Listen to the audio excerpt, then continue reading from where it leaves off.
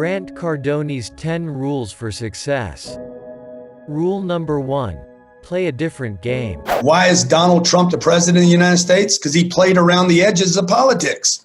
Go back and watch the Republican. Watch him destroy those Republican, old-schooled politicians. Watch him destroy them because he's like, I'm playing by a new set of rules.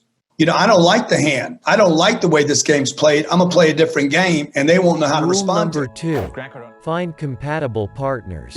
If Grant Cardone had to give us top 3 relationship tips off the top, what would they be? The beings have to have a similar vibration. Okay, I know people say it likes and what is it? Likes opposite attracts. Yeah, well, I don't believe that.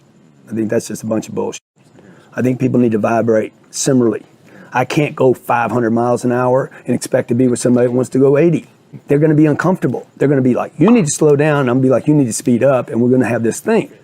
So if one person's on the brake and the other person's on the accelerator, you're going to wear this freaking vehicle out. And that's what I see happening in a lot of relationships. And so the people have to figure out who's doing what, who's driving, where are we going, and admire that in each other. Rule number 3. Don't give up on your dreams. If I didn't care, I mean, if my marriage was falling apart right now, I would still care about my business. Because my business is like, my dreams are so native to me. Meaning they're innate. They were with me before the kids and before her. I'm not giving those up. And that's all I told her when I got married to her. I said, look, I will give anything up, but I will not give those up. She's like, I don't want you to. I want to see if I can make them bigger. I'm like, nah, you're my girl. So that's what I want. Like, I don't want to give up, and I don't want her to give up on her dreams. Right? And then if the 2 dreams can come together, right? It's utopia. And then the marriage is going to be cool. There's going to be bumpy spots and working all that out and who's doing what. And you said this and we correct each other all the time. And I wish you wouldn't have said that and whatever, you know, I got a big mouth. But, you know, I think the spiritual condition, it should be first. And I don't handle the marriage thing because for me, my dreams are a spiritual condition. They're like the things I want to do, the things I've always dreamed of, the things that satisfy me and make me feel filled, like are of a spiritual nature. It's not really about money for me. Rule number 4. Do the work. Keep taking care of yourself every day. You got to do the work. Some things you cannot delegate. Taking care of your body, food you eat, somebody can cook it for you, you still got to put it in. And then you got to take care of yourself. And then you got to take your ideas and your dreams. Only you know what they really are. And only you and you alone know what your real potential is. Your wife can't do that for you. Your husband can't. Your boss can't. Your manager can't. God's not going to even do it for you, folks. You got to do that. You want to be in good shape? You can pray for it all you want. You want to get your money right? You can pray for it, but you got to do the work. Your destiny is waiting for you. But you got to do the work. Rule number 5. Know your destination. How do you maintain a positive, opportunistic, upbeat attitude during times like this? You know, I struggle with it just like everybody else. This is not an easy time. It's scary. Uncertainties everywhere. Bad news everywhere. The thing that I continue to do is, I was just telling Jared a few minutes ago, we're just thinking too small. Like, I'm like, where am I going? Where am I trying to get to? Because I could be seduced into a beach right now pretty easily. I'm going to go lay on the beach and I don't need to do all this, you know, and then I'm like, wait a minute, there's no beaches open either. Like there's the Caribbean shut down, the damn St. Bart's is shut down. There's everywhere you go, there's problems, right? So there's no getting away from that. Where am I going? So the thing I need to wake up every morning, hey, I'm still going for $10 billion worth of real estate, maybe 20, why not 30? So how do I do that? Got to stay relevant. Got to keep paying my bills. Got to take care of my properties. Got to show people that I know how to get through tough shit. You can't expand if you fold every hand. You can't win if you fold every hand. So you got to play the cards you got right now. It's tough. But I have to keep making contacts with people that can actually benefit me in 21, 22, 23. I got to be a beacon of possibility and potential and future. So that when things start lifting off and we can do deals, I'm relevant to the conversation. And I got to cross my fingers, dude, and just believe that I got to believe that things are going to get better. Rule number 6. Make contacts. Success is a contact sport. You cannot be successful if you don't make contact. You guys interview people and then you never follow anybody up, man. Nobody follows anybody up. I spent $2 million with a lawyer that's never called me back. Same thing for the barber, same thing for the cosmetologist, same thing for the plumber, same thing for the roofer. Dude, you guys don't call people back because you think they're not interested. Do you think I'm only going to have one car accident? People that have one car accident end up in 3 of them. Divorcees, guy gets a divorce. Everybody here knows somebody that's got 4 of them. Buck, he ends up with 4 different attorneys. Like, you guys don't follow up. You are a business, not a lawyer. The chiropractor has the same problem.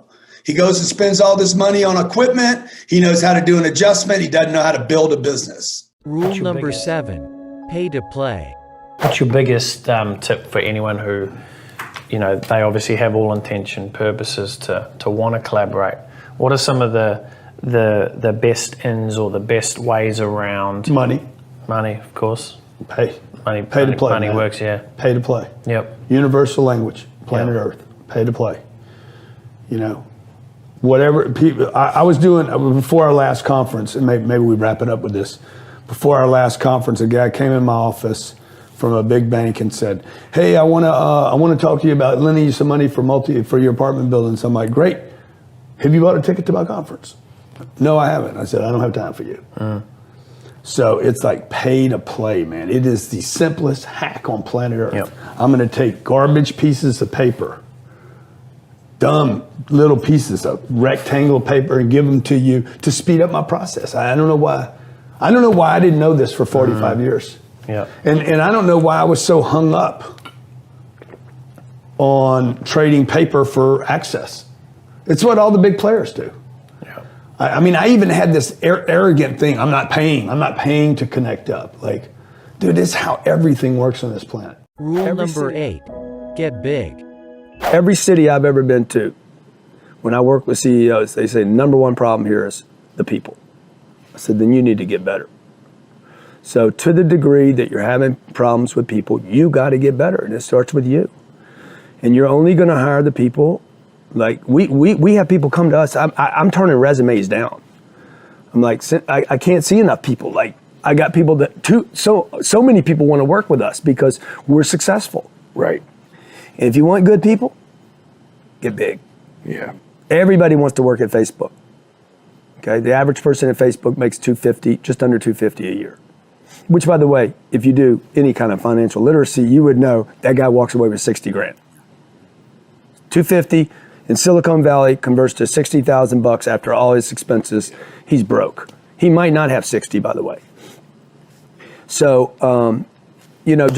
you're going to have to go through a bunch of people. Recruiting should be the number one thing for every company out there, every entrepreneur. First thing you should look for is not a sale. That's what I did wrong. I was looking for a sale. I should have been looking for a recruit. So focus more on team building than just sales. Now, you need to recruit, and that means you need to pay people. Now we're back to that other ugly problem that nobody wants to talk about. I need some money. Everybody wants to be the boss. Nobody wants to pay the invoice. Rule number 9, train your people. You're trying to run a business the way you would your marriage. Problem is, people are going to quit. They're going to quit your business easier because they don't know, there's no culture. And once you have those kids, it's hard to walk out on the marriage because you can't get rid of the kids. The moment they turn 15 or 18 and they leave, you're like, the marriage is over.